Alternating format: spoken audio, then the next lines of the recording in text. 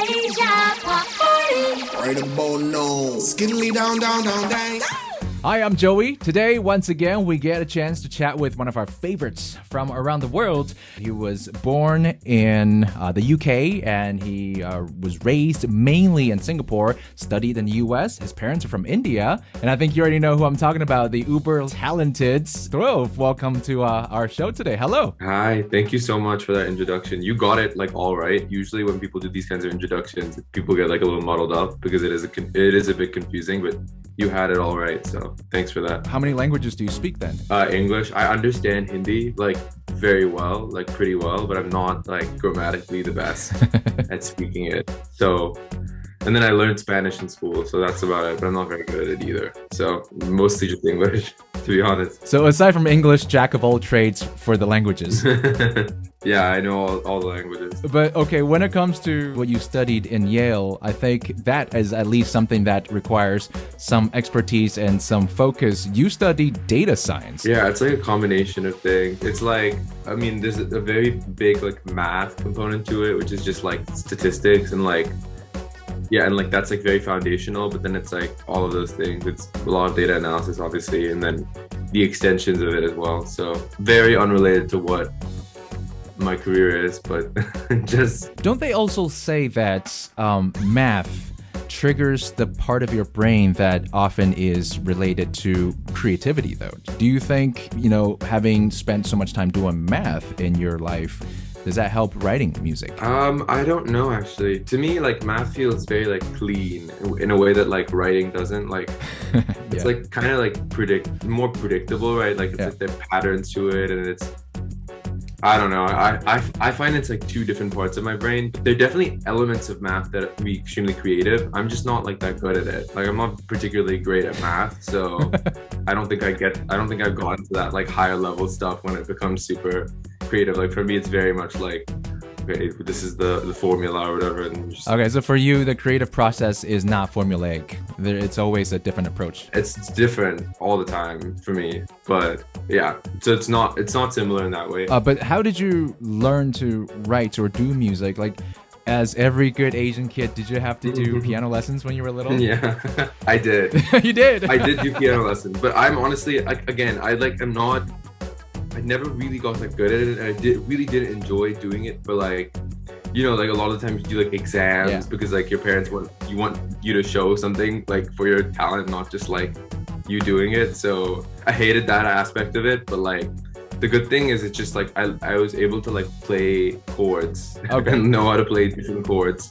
And so that helped me, right? I just used that with my writing, but I never really became good at piano, to be honest. Yeah, same here. I mean, I suspect that the only reason our parents forced us to go to piano lessons is so that they can have a chance to shine during recitals and be like, oh, that's my kid. No, exactly. It's all very for show, So speaking of Asian parents, most Chinese, Taiwanese, Indian parents probably want their kids to become, lawyers, engineers, doctors. Did you have that pressure growing up? Yeah, my parents aren't like as like this is your career path, but they definitely wanted me to do something that was like more predictable. Like I think music is so unpredictable when it comes to like success and stuff. But yeah, I think like I followed that path for a really long time, right? Like to the extent that I could, and I like have always been making music, and I think they know that this is like what I wanted to do for my whole life. And so it came to a point where I was just like, I can't do this, like I can't do that anymore. I wouldn't be happy, and I think they understood that. So when Double Take, the single, finally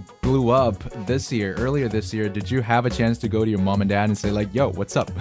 They're like, I think they were so in disbelief. Yeah. Because they've seen me just do this in my room for like since I was a kid, right? So like to them, they like have no gauge of whether it's good or not. They also don't really listen to English music. They like listen to like Bollywood music and Hindi music. So for them, it's like, I think to see people like listening, it was shocking for them. They're like, what? Okay, I think that's what like every Asian kid, the best that we could ever ask for, right? Is to have our parents supporting our passion. But this song, I mean, more or less, you produced it, released it in 2019, and then it blew up over TikTok. Are you adapting to TikTok, which is, I think, a very personal app to use, and it's not for everyone? I'm trying to. Like, I'm not. I'm not a very like public facing person in general. Like I feel like TikTok, the thing about it is it's just a lot of exposure. Yeah. Like I think there's like an algorithm and you have to post a lot and like do a lot of like and just be really present on it. And I'm not like that kind of person at all. I also have a super high like cringe sensitivity. Yeah. And so I don't like every time I'm like filming myself doing anything, I'm like, okay, this is super cringe. I have to stop. So I'm not like an super active user. Like I definitely have it and I definitely will like use it in a way that feels like okay to like feels right to me. But it's a great platform, I think, for discovering musicians. Like there's so many people who have come up on the platform, myself included. And I'm not like oblivious to it. Like I think it's like it's honestly becoming the future of music. I just think I have to figure out how to use it in a way that's like not like that makes it still feel like it's me. Yeah. Because I don't want it to feel like a marketing campaign, if that makes sense. Yeah, I know. I get it. It's sort of an acquired taste and an acquired lifestyle. Yeah. But you of all people should know that you can't fight the algorithm. You can't fight. I mean, it's sad. It's true and it's sad at times, but it's like. I agree. You can't fight it, yeah. Just a side question: how old are you, and what month or even what birth date is your birthday on? I am 22, and my birthday is on 25th February. I'm gonna log that into Wikipedia because there's so little information about you online. I think like for your fans, they need to know these things. They're like, I'm dying to know more about Dhruv. Yeah, there is very little information about me. I'm not trying to be like anything. It's just I don't love just being super like I like people learning about me through music rather than through the internet, you know? And I think every artist really wants that. Well, so can we hear about some of the other things that you explore in this project, and what is it going to be? Is it going to be an EP, an LP, and what's it going to be about? What genres are going to be in it? It's kind of like in between an EP and an album. It's like 8 songs. I think it's like influenced by like pop and R&B, but I don't think it's like necessarily like in either of those like firmly, if that makes sense. Nice. When you hear the new songs, I think it'll make it even more confusing because with Double Take and Moonlight, I really consciously like, you know, with any project you write like singles, and like I knew what I was writing when I wrote those 2 songs.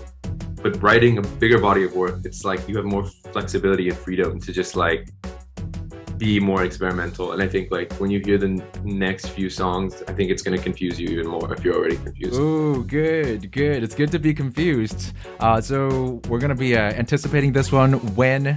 The end of this month? Next month? I will just say before the end of the year, for sure. Before the end of the year, okay. Do you have a working title for the name of this album yet? And are you playing around with some ideas? Yeah, I have a title for it.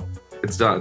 It's done. The Oh, music is done. I can't tell you the title yet. But the reason you're not telling me is probably because it's not like any of the songs you've released so far have been title tracks. No. Right? Okay. No, it's about what I told you. It's about like the idea of like finding your way back to yourself and who you were as a kid. Okay. That's like the concept of it. And then, yeah, it's about a memory of mine from childhood. Okay. That's what it's about. Good. I'm glad you upsold that. We're going to be anticipating this a lot. And thank you so much for taking this interview. 4 more songs, and you said it's going to surprise us and confuse us.